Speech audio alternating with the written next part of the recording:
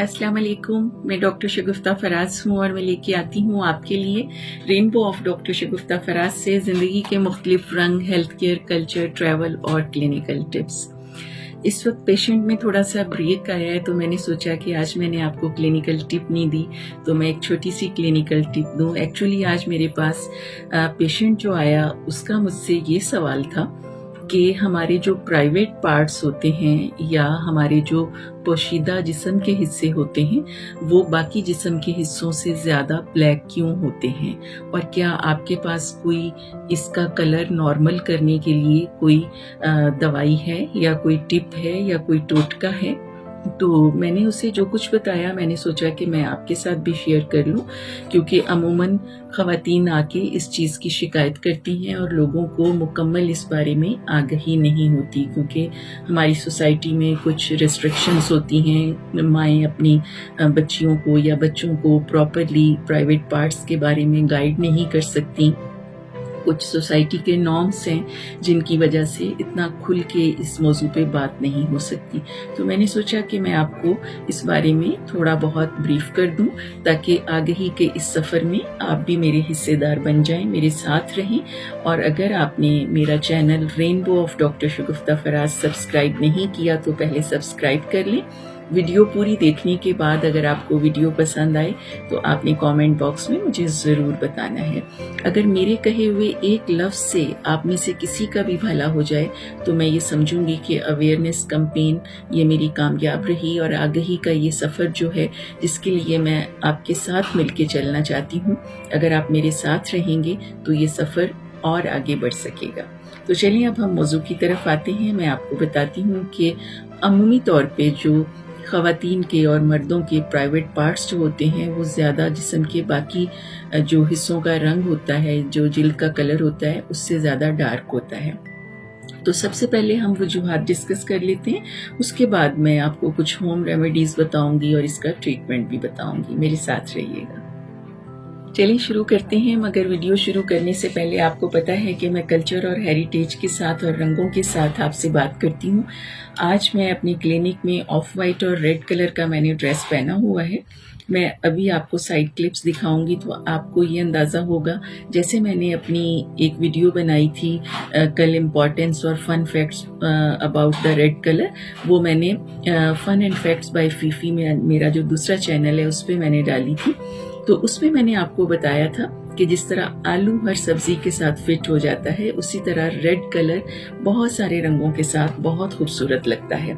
तो आज आप देखें, कल मैंने रेड और ब्लैक पहना था और उसमें अजरक के साथ उसका प्रिंट था और बहुत खूबसूरत लग रहा था।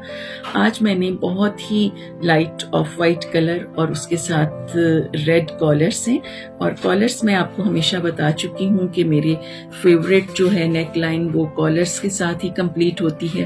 और इन कॉलर्स के ऊपर एप्लिक के रेड रोजेस बने हुए हैं, और ये देखिए, ये इसके साथ कोशिश मैंने की है कि रेड ज्वेलरी पहनूं, और ये रेड स्टोन्स वाली रिंग्स हैं और ये रेड स्टोन वाला ब्लैकिश मेटेलिक जो है वो ब्रेसलेट है। और ये मैं करीब करके आपको दिखाती हूँ। ये इस तरह से ये देखिए कि एप्लिक के साथ मैंने रेड कलर के रोजेस बनवा के, और रोजेस की पत्तियाँ भी बिल्कुल जिस तरह से ओरिजिनल रोजेस की पत्तियाँ होती हैं ये बनवा के, उसके बाद इसकी दोबारा कटाई करा के और रेडी की मशीन से इसके ऊपर लगवाया हुआ है। कॉलर्स आपने देख लिए, रेड रोजेस लगे हुए हैं, और शर्ट की दामन आप जब सारे इसके साइड क्लिप्स देखेंगे तो आपको इसमें नजर आ जाएगा।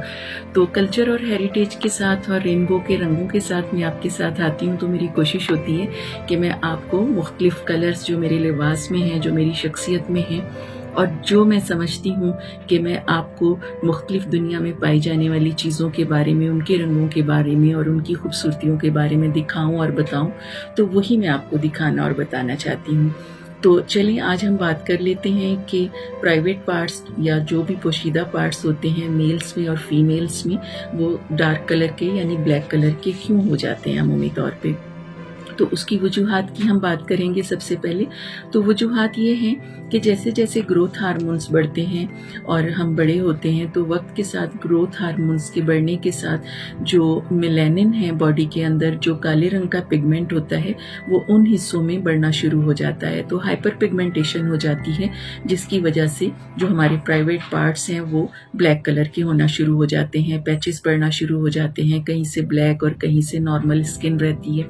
اس کے ساتھ ساتھ کیا ہوتا ہے کہ عموماً ہمارے ملک میں چونکہ گرمی ہے، زیادہ تر موسم گرمیوں کا رہتا ہے، تو جینز یا ٹائٹ کپڑے پہننے سے، ٹائٹ ٹراؤزر پہننے سے، یا اگر آپ کے کپڑے صاف ستھرے نہیں ہیں، جینز پہن کے آپ کافی دن تک وہ جینز پہنے رکھتے ہیں اور رات کو وہی جینز پہن کے آپ سو بھی جاتے ہیں، تو ربنگ کے ساتھ، اریٹیشن کے ساتھ وہاں پہ اکثر انفلیمیشن ہو جاتی ہے، کبھی خارش ہو جاتی ہے. تو اس وجہ سے جو انفلیمیشن ہے بعد میں جب اس کے اوپر اسکار آتا ہے یا وہ ہیل ہوتی ہے تو وہ بلیک کلر کی ہونا شروع ہو جاتی ہے. اور جو ہیئر ریموونگ کریمز ہیں جب ہم وہ یوز کرتے ہیں تو اس کے ساتھ بھی جو ہماری وہاں کی پرائیویٹ پارٹس کی اسکن ہے وہ بلیک ہونا شروع ہو جاتی ہے.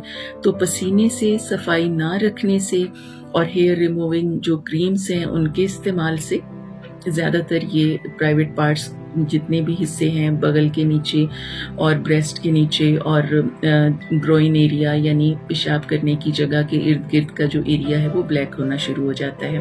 اور اس میں ایک چیز یہ ہے کہ چونکہ روٹین میں آپ نے ٹوائلٹ جانا ہوتا ہے تو اس وجہ سے جب آپ اچھی طرح اپنے جسم کی صفائی نہیں کریں گے اور ویسے ہی گیلے جسم کے ساتھ کپڑے آپ پہن لیتے ہیں، اوپر کر لیتے ہیں، تو ٹیشو پیپر سے جسم کی صفائی بہت ضروری ہے.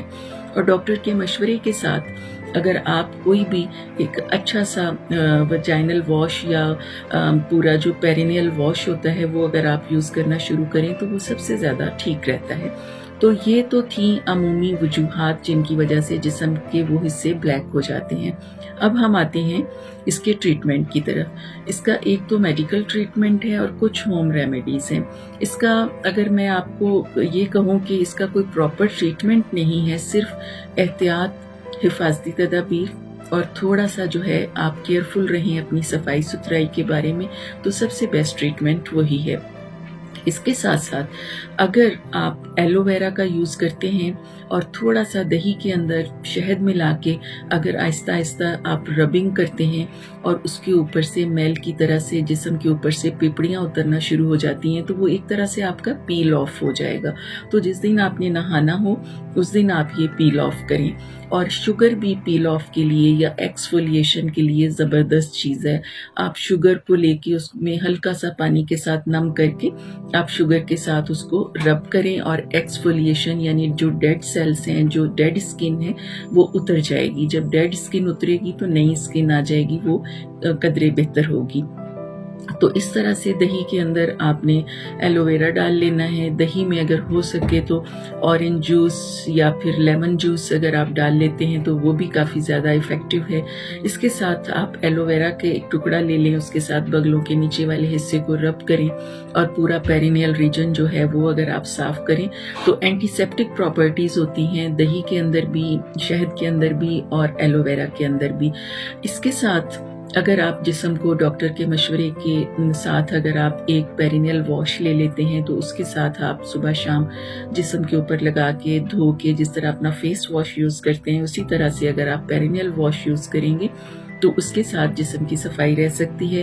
جسم کے ان حصوں میں پسینہ زیادہ نہ آنے دیں. اگر پسینہ آپ کو فیل ہوتا ہے نہانے کے بعد اچھی طریقے سے آپ نے جسم کی جس طرح باقی حصوں کو صاف کرتے ہیں ان حصوں کو بھی رب کر کے کسی بھی ایسے ٹاول سے جو آپ نے مخصوص کیا ہوا ہو ان حصوں کی صفائی کے لیے اچھی طریقے سے رب کریں اور اوپر کی جو اسکن ہے وہ ایکسفولیٹ کر دیں، یعنی اس کو رگڑ کے اوپر کے جو میل اور جو اسکن ہے وہ پیل آف ہو جائے گی، ختم ہو جائے گی. تو اس کے ساتھ آپ کے جسم میں آپ صفائی ستھرائی برقرار رکھ سکتے ہیں. جسم میں جو اسمیل ہو جاتی ہے وہ بھی ختم ہو جائے گی اور جسم کا جو کلر ہے وہ بھی آہستہ آہستہ چینج ہونا شروع ہو جائے گا. اس کے ساتھ بیکنگ سوڈا جو ہے وہ بھی بہترین ہے. آپ بیکنگ سوڈا یوز کر سکتے ہیں، اس کو تھوڑے سے پانی میں ملا کے وہ آپ یوز کر سکتے ہیں. آلو کا ایک ٹکڑا کاٹ کے وہ بھی آپ رب کر سکتے ہیں، کھیرے کے ساتھ رب کر سکتے ہیں. تو یہ تو تھیں ہوم ریمیڈیز جو آپ یوز کر کے، اور ہاں ہم چونکہ ملتان میں رہتے ہیں تو میں ملتانی مٹی کا ذکر ضرور کروں گی. ملتانی مٹی جو ہے وہ بیسٹ ہے اور وہ سب سے زبردست اینٹی سیپٹک ہے.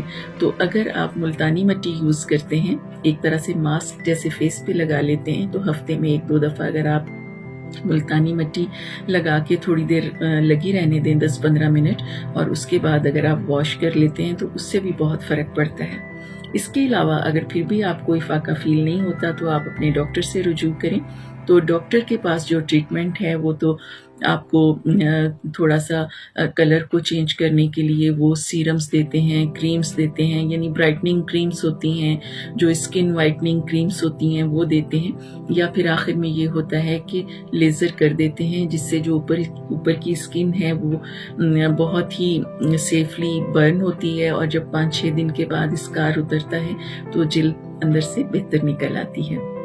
تو میں امید کرتی ہوں کہ یہ چھوٹی چھوٹی ہوم ریمیڈیز اور جلد بلیک کیوں ہوتی ہے، یہ اس کی آپ کو کافی حد تک اب اس بارے میں آگہی ہو گئی ہوگی. مگر یہ ہے کہ اگر آپ کا جسم صاف ہے، اسمیل نہیں ہے، اور اگر آپ کو فیل ہوتا ہے کہ باقی تو صفائی ستھرائی پوری اسی طرح سے ہے اور اس میں کوئی انفیکشن نہیں ہے، تو پھر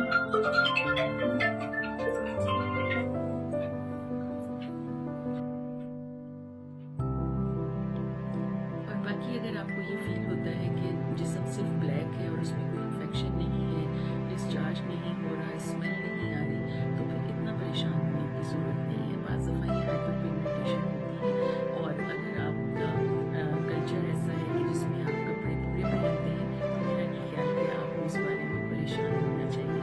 تو اگر آپ کو یہ ویڈیو پسند آئے تو آپ نے کمنٹ باکس میں ضرور بتانا ہے، آپ نے لائک بھی کرنا ہے، شیئر بھی کرنا ہے، کیونکہ اسی بہانے آپ کی فیملی، آپ کے فرینڈس کو اس بارے میں پتہ چل جائے گا. اور بہت سی ایمبیگوٹی، بہت سی ایسی باتیں جو چھپی بھی ہوتی ہیں، تو اس طرح سے آپ تک یہ باتیں ایک ڈاکٹر کی زبانی پہنچ پائیں گی. تو انشاءاللہ کل پھر ملیں گے کسی نئی ویڈیو، کسی نئی کلینکل ٹپ کے ساتھ. اس وقت تک آپ نے یہ ویڈیو پوری دیکھ کے مجھے کامنٹ باکس میں ضرور بتانا ہے. اپنا بہت خیال رکھیے گا اور دعا میں یاد رکھیے گا. اجازت دیجیے، اللہ حافظ.